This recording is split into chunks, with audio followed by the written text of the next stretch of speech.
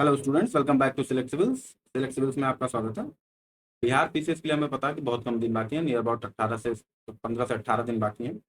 हम करने जा रहे हैं वन टॉपिक वन वीडियो, 10 से 15 मिनट का वीडियो होगा। उसमें क्या करेंगे कि कुछ भी ऐसा नहीं, कुछ भी समझाने की कोशिश नहीं, कुछ भी एक्सप्लेनेशन की कोशिश नहीं, सीधा क्वेश्चन आपको रटवाने की कोशिश करेंगे, आंसर आपको रटवाने की कोशिश करेंगे जो रिपीटेड है। देख रहे हैं, जो अभी हम इस टॉपिक में करने जा रहे हैं वो करने जा रहे हैं classification of animals and plants, basically biological classification करने जा रहे हैं। इससे आप देख रहे हैं 65 बीपीएससी से शुरू हुआ और 71वीं तक हम देख रहे हैं। दो क्वेश्चन तीन क्वेश्चन, दो क्वेश्चन तीन क्वेश्चन, एक क्वेश्चन दो क्वेश्चन, इस तरीके से 10-12 क्वेश्चन पिछले 4-5 सालों में पूछा हो, तो मोस्ट प्रोबेबली क्या है कि इस साल भी पूछा जाएगा।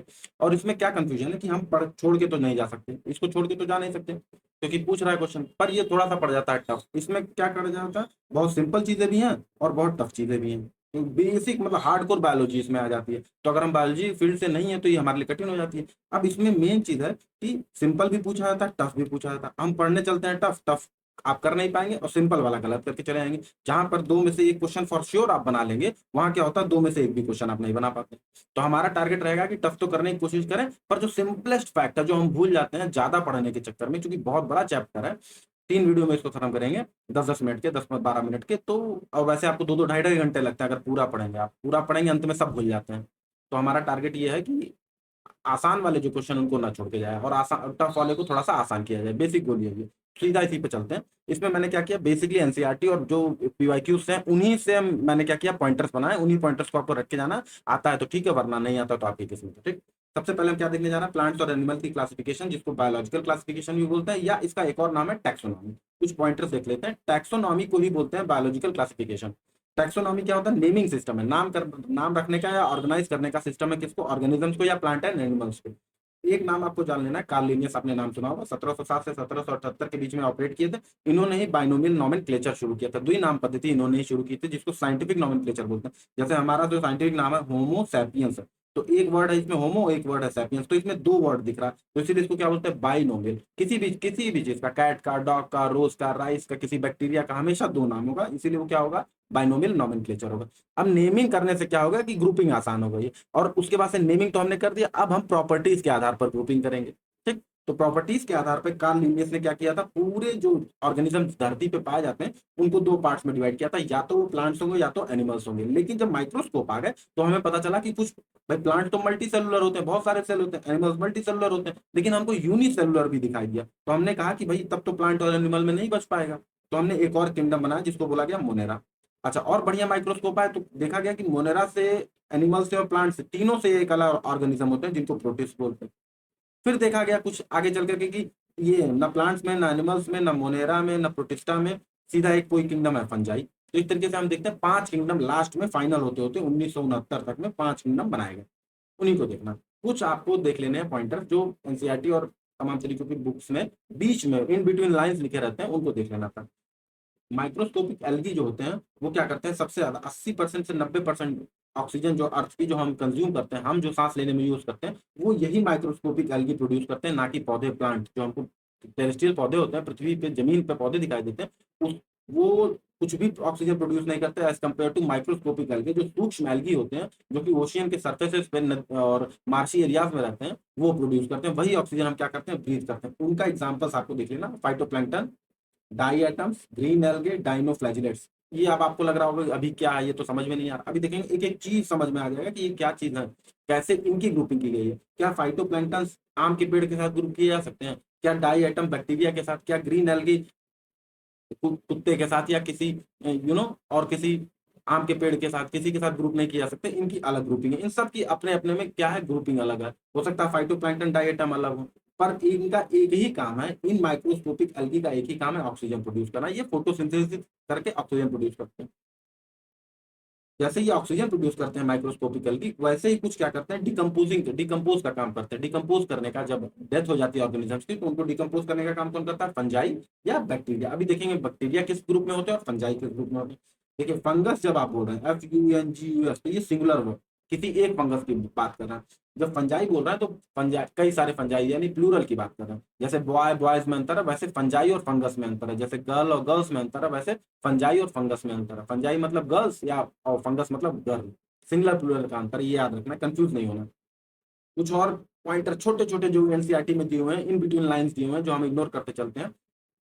जैसे एंडेमिक स्पीसीज है जो कि केवल इंडिया में पाई जाती है, कभी भी पूछ सकता है। नीलगिरी टार ऑब्वियसली कॉमन नेम है, लेकिन अगर आपसे पूछा जाए नीलगिरी टार क्या एंडेमिक रूप से सिर्फ इंडिया में पाया जा सकता है, तो आपको लगेगा क्या पता बांग्लादेश में भी पाया जाए, क्या पता श्रीलंका में भी पाया जाए। तो आप भाई बॉर्डर पार करके चला जाए बांग्लादेश तो क्या ही कर लेंगे आप। लेकिन अगर साइंटिफिक दृष्टि से देखा जाए तो नीलगिरी टार, लॉयन टेल्ड मैकेक, नेपथीन्स थार्सियाना, इसलिए पिचर प्लांट है, नील कुरुंजी, ये सब क्या है, सिर्फ और सिर्फ एंडेमिक स्पीसीज है इंडिया की। मतलब सिर्फ और सिर्फ इंडिया में पाया जाता है, इनका नाम याद रखना है। नीलगिरी टार, लॉयन टेल्ड मैकेक, नेपथीन्स थार्सियाना और नील नील कुरुंजी, ये सब क्या एंडेमिक स्पीसीज है। एक और बात याद रखिए, इंडिया में 1300 बर्ड स्पीसीज है, इंडिया में 1300 बर्ड स्पीसीज है, जिसमें से 300 बर्ड स्पीसीज पक्के टाइगर रिजर्व जो कि अरुणाचल प्रदेश में है वहां पाई जाती है। अब आते हैं मेन चैप्टर पे, ये पॉइंटर्स के मेन चैप्टर पे आते हैं, हम कैसे ऑर्गेनिज्म को क्लासिफाई करते हैं, क्या क्राइटेरिया है। तो सबसे पहले हम ऑर्गेनिज्म का एक्सटर्नल फीचर देखेंगे, उसके मोड ऑफ न्यूट्रिशन देखेंगे कि किस तरीके से या खुद खाना बनाता है या कंज्यूम करता है दूसरे के द्वारा बनाया गया फूड, यानी कि ऑटोट्रॉफ है या हेट्रोट्रॉफ है। उसके अलावा उसका इंटरनल स्ट्रक्चर कैसा, हर जानवर का इंटरनल स्ट्रक्चर तो सेम नहीं होता ना, तो इस हिसाब से हम अलग अलग करेंगे। उनका सेल स्ट्रक्चर कैसा है, मतलब वो यूनिसेलुलर है या मल्टी सेलुलर है। अगर यूनिसेलुलर मल्टी सेलुलर है तो यूकैरियोटिक है या प्रोकैरियोटिक है। अभी देखेंगे यूकैरियोटिक और प्रोकैरियोटिक क्या होते हैं। उनका इकोलॉजिकल रोल क्या है, इसका क्या मतलब है कि वो प्रोड्यूसर है कि कंज्यूमर है या डिकम्पोजर है, वो खुद अपना भोजन बनाते हैं या कंज्यूमर कंज्यूम करते हैं प्रोड्यूसर्स को खा करके, या डिकम्पोजर है। उनका जेनेटिक सिमिलैरिटी मतलब डीएनए स्ट्रक्चर वगैरह कैसा, इस आधार पे हम क्या करते हैं, उनको क्लासिफाई करते हैं। एक क्लासिफिकेशन का और बड़ा तरीका है वो है कि या तो वो सेक्सुअली रिप्रोड्यूस करेंगे या तो एसेक्सुअली रिप्रोड्यूस करेंगे। मोस्ट ऑफ द जो यूनिसेलुलर होते हैं, जो सिंगल सेल्ड ऑर्गेनिज्म होते हैं, वो एसेक्सुअल रिप्रोडक्शन करते हैं, मोस्ट ऑफ देम, सभी नहीं। हो सकता है कुछ यूनिसेलुलर अभी देखेंगे जो सेक्सुअली रिप्रोड्यूस करते हैं, लेकिन ज्यादातर जो यूनिसेलुलर होते हैं वो एसेक्सुअल रिप्रोड्यूस करते हैं। ये सारा वीडियो इस पर्पज से बनाया जा रहा है कि आपने पढ़ रखा है सब कुछ। अब देखते हैं जरा बायोलॉजिकल क्लासिफिकेशन पहले कैसी दी गई थी। एरिस्टोटल ने कहा था कि लैंड, वाटर और एयर के हिसाब से ऑर्गेनिज्म को बांट देते हैं, कुछ लैंड पे रहते हैं, कुछ वाटर पे और कुछ एयर पे, ये गलत था। कार्ल लिनियस ने 2 किंगडम, प्लांट और एनिमल में बांट दिया। अर्नस्ट हैकेल नाम के एक बायोलॉजिस्ट थे, उन्होंने 3 किंगडम, प्लांट, एनिमल और मोनेरा में बांट दिया। लेकिन उसके बाद से हार्बर्ट एफ कोपलैंड आए, इन्होंने 4 किंगडम, प्लांट, एनिमल, मोनेरा और प्रोटिस्टा 4 में बांट दिया। लेकिन बाद में अंत में रॉबर्ट एच विटेकर आए 1969 में, इन्होंने क्या किया, 5 किंगडम क्लासिफिकेशन कर दिया। 5 किंगडम क्लासिफिकेशन किसमें किसमें अभी देखेंगे सबको, मोनेरा, प्रोटिस्टा, मोने एक मिनट, मोनेरा होता है, प्रोटिस्टा होता है, फंजाई होता है, प्लांट होता है, एनिमल, इन पांचों किंगडम को हमको पढ़ना है। ध्यान दीजिए, ये बहुत कठिन है क्लासिफिकेशन करना, मैं इसीलिए आपको मून लैंडिंग की डेट बता रहा हूँ। मून लैंडिंग 1969 में हुई थी, रॉबर्ट एच विटेकर ने भी क्लासिफिकेशन कब किया था, 1969 में। यानी 2-2.5 हजार साल से हम बायोलॉजी पढ़ रहे हैं, लेकिन क्लासिफिकेशन अंत में वर्गीकरण जीवों का हम 1969 में कर पाए, इतना लेट कर पाए इसलिए क्योंकि बहुत कठिन है, इतने सारे मिलियंस ऑफ स्पीसीज हैं और बिलियंस ऑफ क्या है और जंतु हैं, अगर एब्सोल्यूट नंबर में देखा जाए तो उनको क्लासिफाई करना क्या है, एक तरीके से कठिन काम है।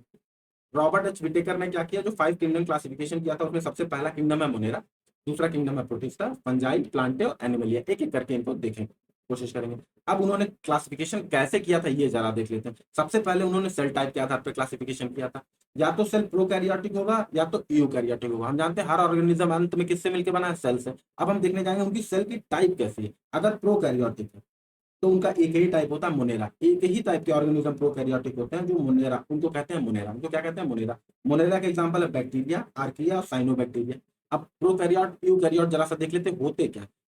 तो प्रोकैरियोट उन सेल्स को कहते हैं जिनमें न्यूक्लियस जो है किसी बाउंडेड नहीं होता, किसी मेम्ब्रेन से बाउंडेड नहीं होता, तो ये प्रिमिटिव टाइप के होते हैं। मतलब इनका जो न्यूक्लियस का स्ट्रक्चर होता है या जो सेल का स्ट्रक्चर होता है बहुत सिंपल होता है, इसीलिए इनको बोलते हैं प्रिमिटिव न्यूक्लियस। प्रो मतलब होता है प्रिमिटिव, पुराना, और कैरियोस मतलब होता है न्यूक्लियस, यानी कि पुराने टाइप का न्यूक्लियस, सिंपल टाइप का न्यूक्लियस है। उनको क्या बोलते हैं, प्रोकैरियोट्स। और प्रोकैरियोट्स में एक ही ऑर्गेनिज्म होता है, वो होता है मोनेरा। यूकैरियोट्स क्या होता है, आपको बताया कैरियोस मतलब क्या होता है, न्यूक्लियस, और ईयू मतलब होता है, जैसे प्रो मतलब प्रिमिटिव होता था, पुराना होता था, ईयू मतलब होता है एडवांस। तो यूकैरियोट्स का मतलब वो हो गया जिनका न्यूक्लियस क्या है, थोड़ा एडवांस है।